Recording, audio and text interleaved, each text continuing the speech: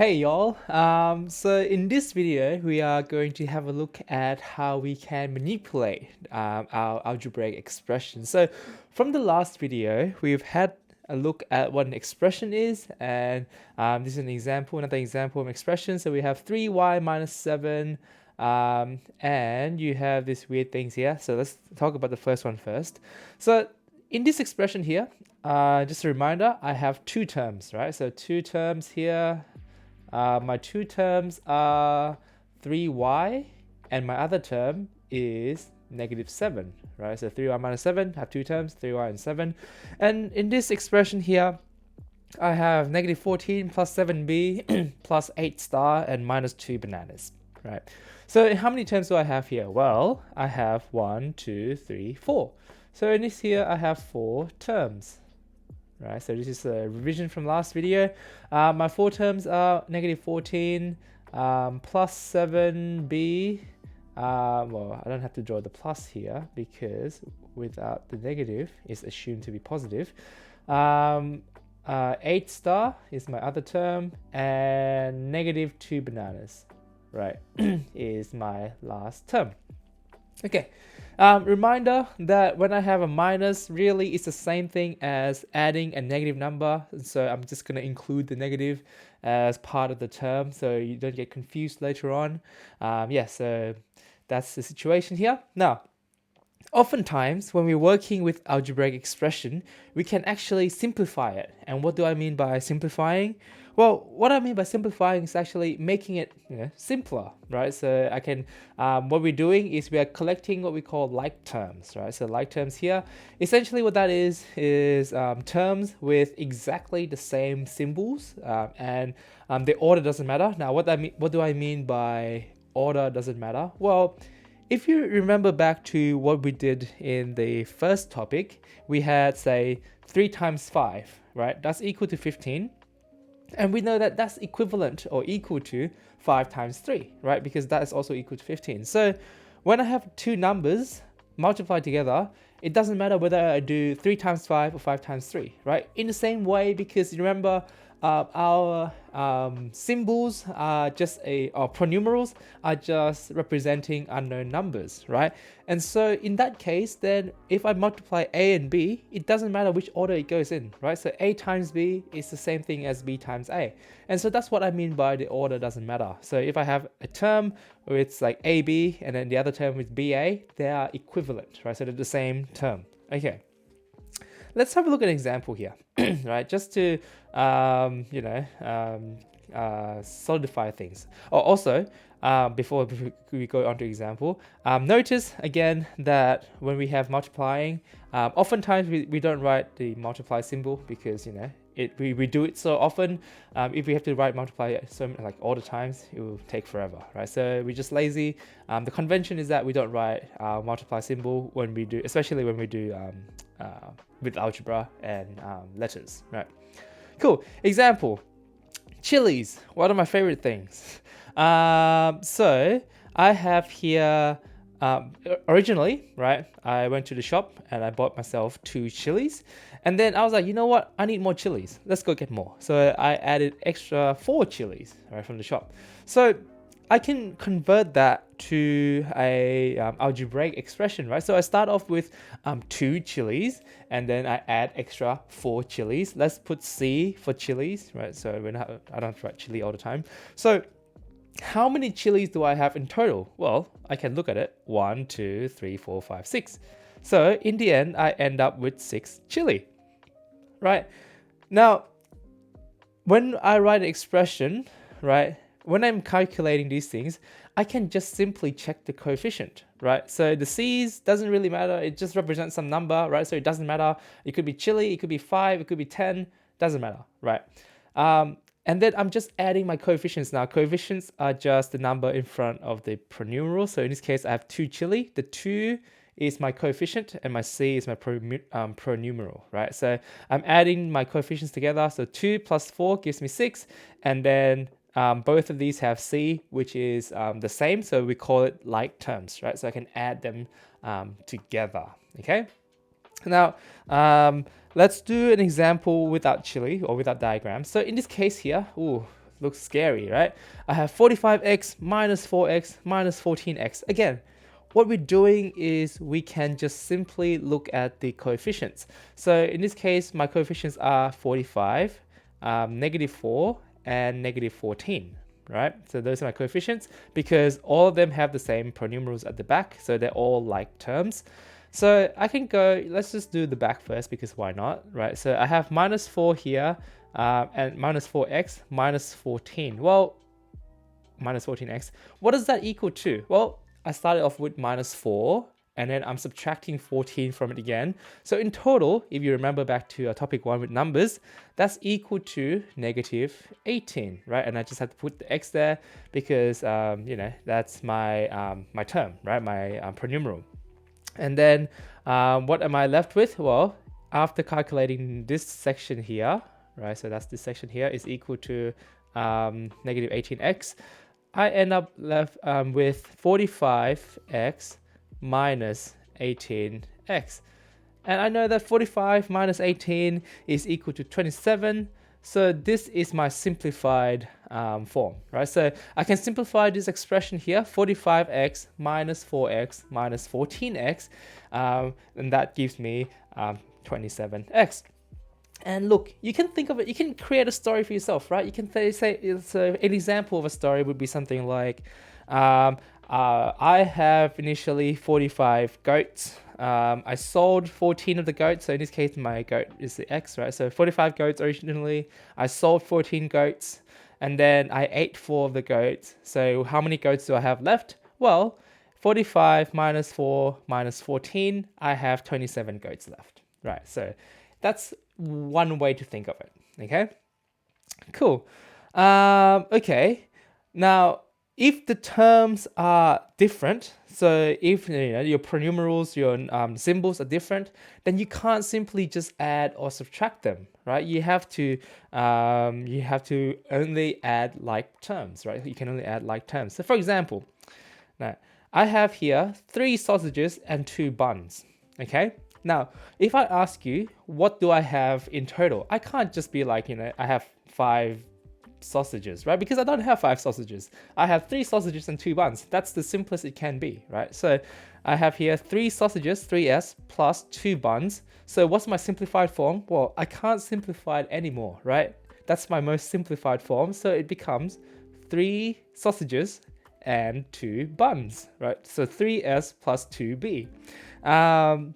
Yeah, so I can't simplify anymore. But now, what if I decide, you know what, I need more buns? So I'm going to go to the shop and buy 2 more buns. Then what I end up with at the end would be 3s, 3 sausages, plus 2 buns, and then an extra 2 more buns, right? So I bought 2 extra buns. So then what do I have in total? If I start off with 2, I bought 2 extra. So in the end, I have 4 buns left over, 4 buns, right? So when I simplify it, I'm adding the like term, so the buns added up together, right? So I have 3s, 3 sausages, plus 4 buns. So I'm adding my coefficients, remember? So 2 plus 2 gives me 4. So I'm only adding the like terms, okay?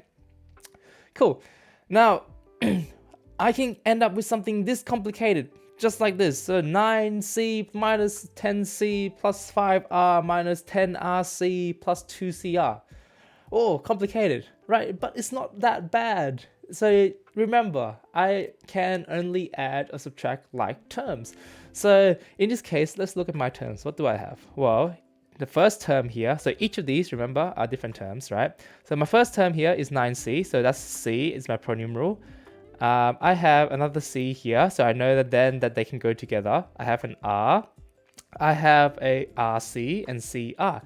Now, a very, very important thing to note, CR, right, is not equal to C or R, right? So not equal to C and not equal to R. I can't write. Why can't I not write? There we go. Okay, not equal to R, right? They're multiplied. So if you think of number, if C was 2, R was 5, right, multiplied together, they're not equal to 2 or 5 individually. So just to clear that up, okay? So again, let's go to like terms. So 9c minus 10c, well, what do I have left? Well, 9 minus 10, I know is minus 1, right? So I have minus c here. So if I how we compute, add the coefficients up. So 9 minus 10 gives you minus 1. We don't normally typically write 1, so I can just put minus c. The r doesn't have anything else, so I'm left with just 5r plus 5r. Okay. And then, now, remember what I said about the order? So the order doesn't matter, right? So RC and CR are the same thing, because when I'm multiplying numbers, I can kind of switch them around. So then these two terms are equivalent, right? They're the same, they have the same pronumerals at the back. So minus 10 RC plus 2CR, well, if I have minus 10 and I add 2 to it, I end up with just minus 8, right? And then I can just put CR, okay? Now, I can think of it this way, right? So now I can try to come up with story about it, and this is the simplified one, right? So simplified version, minus c plus 5r minus 8cr. That's my simplified from the expression. So my story could go something like this, okay? I had, 9 plain cookies at the beginning, so C for cookies, right? Now, I ate 10 cookies, so I don't know, I took some from Mr. NG's stash, so I took an extra one from him, so I ate 10 cookies, right, plain one. Now, I also have 5 bunch or piles of resin, so that's R for resin, okay? Now, I then also ate 10 raisin cookies, so that's my RC, right? So that's combined together, resin and cookies. Now, they're not the same, like plain cookie and resin cookies are very different, right? So I can't just add them up together. So I have here, I ate 10 resin cookie, but then I was like, I don't like them, so I spat out 2, so I have plus 2 again. So in total, how many resin cookie did I actually eat? Well, I ate 8, right? Because I ate 10 and then I spat out 2, so I only really ate 8 resin cookie. And then I ate an extra cookie here, and I still have my 5 piles of resin. I can't add them up together because they're different terms, so I need to make sure in order to add them up, it has to be like terms. Okay, cool. Now, multiplying and dividing. So I'm gonna try to cover a few things in this video, so I'm sorry for the content overload, but we'll cover it throughout the week, right? So we'll go through this again throughout the week. Okay, multiplying and dividing. Remember, again, our pronumerals, right? Letters, symbols, they represent numbers. And so if I have 7a, that's the same thing as 7 times a, right? So our convention there is I don't normally write my multiplying, right? So then if I have 5 times a times b times c, really it's equivalent to, so it's the same as 5a, b, c. Or, again, the order doesn't matter, right? So I can write it as 5 c, b, a, or b, a, c, or whatever, right? However, we have a convention that we need to follow. The convention is that generally we want to write the numbers before the letters, right? Or before the symbols. So it's numbers first, and then your pronumerals after. If I mix it up around, it's very hard to read. So we want to make sure that our numbers are our coefficient. So they have to stay in front of all our letters, right? Cool. Okay. Now, if I have something like this, so I have 12 xy divided by 3xz. What can I do? Well, again, I can rewrite this as a fraction, right? Because we did fractions before, so I can rewrite it like this: 12xy divided by 3xz. And really, you can think of this as I'm canceling out the common factors, right? Because when we did fractions, we can cancel out common factors. So same thing, again, they're just numbers, right? So I can say that x cancel each other out. So x divided by x gives me 1 on each one. I can divide 12 by 3. So 3 divided by 3 gives me 1. And then 12 divided by 3 gives me 4. So what do I have left after canceling out? Well, what I'm left with is 4 times 1, which is just 4, y, divided by 1 times 1, which is just 1. And then what I have left, just z. Right, so 4y over z is my simplified from after doing all of this. Okay, so that's my simplified form, 4y over z. Okay, I can also do something like this. So in this case, I have 3ab times 2a, right? A reminder when I do multiplying, right? So 3ab is the same thing as ab plus ab plus ab, because, repeated addition, right?